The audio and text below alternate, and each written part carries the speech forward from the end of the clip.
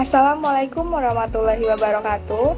Halo semuanya, perkenalkan saya Salma Zafira Ridani dengan NIM 01021212827061. Adapun tujuan saya membuat video pada kali ini adalah untuk memenuhi nilai ujian tengah semester pada mata kuliah Ekonomi Mikro Islam dengan dosen pengampu Bapak Iksan Hamidi, SHI MSI.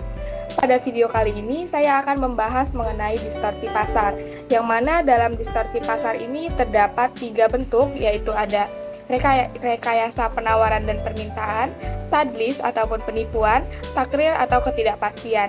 Dan saya akan membahas salah satu dari poin di atas.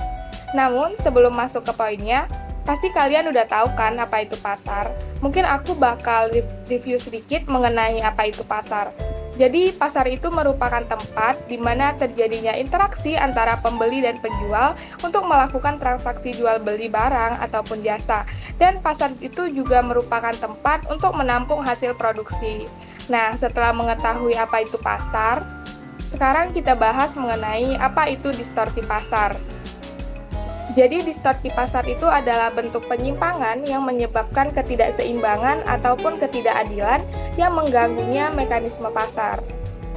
Nah, setelah mengetahui apa itu pasar dan distorsi pasar, kita akan lanjut masuk ke poin yang akan saya bahas pada kali ini, yaitu distorsi pasar dalam bentuk tadlis ataupun penipuan. Nah, kalau tadlis ini adalah kondisi ketika di mana terdapat satu pihak yang tidak mengetahui kondisi yang sebenarnya. Jadi, tadlis ini salah satu bentuk penipuan dalam berdagang ataupun bentuk ketidakjujuran seorang pedagang dalam menjalankan usahanya. Dan pada ekonomi Islam, jika barang yang diperjualbelikan mengalami ketimpangan informasi atau kurangnya informasi, ataupun informasi yang diperoleh tidak sama antara kedua belah pihak, maka unsur rela sama rela menjadi suatu hal yang dilanggar. Dan tadlis ini bisa terjadi dalam 4 hal. Yang pertama ada kuantitas atau jumlah, yang kedua ada kualitas atau mutu, dan yang ketiga ada harga, dan yang keempat adalah waktu penyerahan. Dan mungkin aku bakal kasih contoh dari keempat hal tersebut.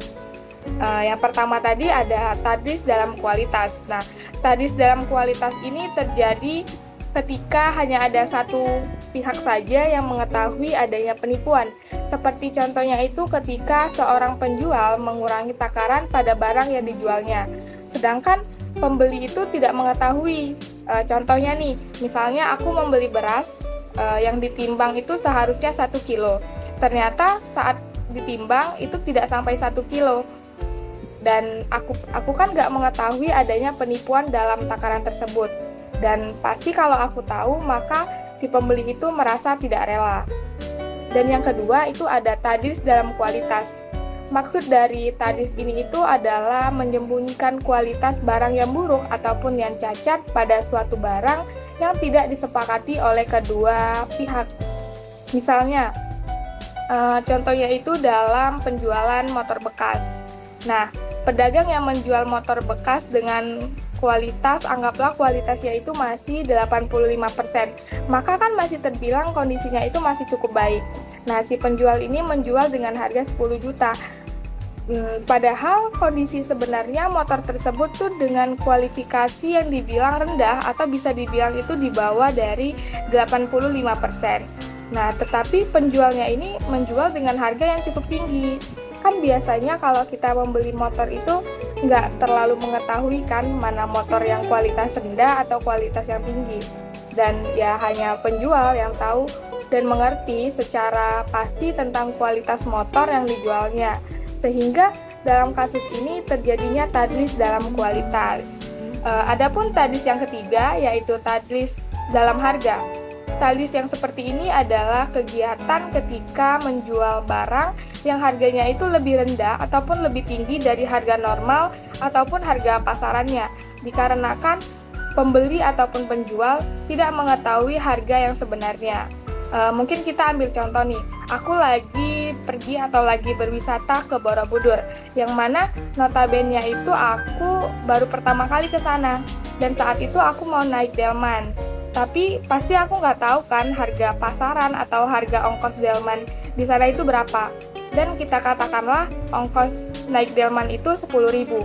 Tetapi si supir delmannya ini menawarkan harganya itu 30.000. Dan setelah terjadinya tawar-menawar, harga yang disepakati itu menjadi 20.000. Namun di sini walaupun kedua belah pihak itu telah telah melakukan kesepakatan yang artinya telah merasa rela sama rela, tetapi hal tersebut dilarang dalam Islam karena kerelaan dari akunya itu kerelaan yang nggak sebenarnya. Ya aku rela karena dalam keadaan tertipu ataupun tidak tahu harga yang sebenarnya. Adapun tadlis yang terakhir yaitu tadlis dalam waktu penyerahan. Tadlis ini itu dilarang karena termasuk penipuan waktu. Jika penjual sudah mengetahui dan dapat memastikan bahwa barang tersebut tidak dapat diserahkan pada suatu hari, tetapi penjual tersebut berjanji bahwa bisa diserahkan barang tersebut pada hari yang telah disepakati. Mungkin kita ambil contoh yang sering terjadi ya. Misalnya nih, aku mau menjahit baju ke penjahit dan sudah melakukan diskusi bahwa pada tanggal 15 baju tersebut akan diambil karena akan dipakai untuk suatu acara. Namun sebenarnya si penjahit itu tuh telah mengetahui bahwa di tanggal 15 proses penjahitan bajunya itu belum selesai karena dia masih banyak yang harus dikerjain lagi kan. Tetapi si penjahit tetap berjanji bahwa di tanggal 15 itu bajunya sudah bisa diambil, dan pada kenyataannya saat aku mau ambil bajunya di tanggal 15 itu bajunya belum jadi. Akhirnya aku merasa tertipu kan, ataupun merasa kecewa karena tindakan dari penjahit tersebut yang melakukan tadlis ataupun penipuan saat penyerahan barang.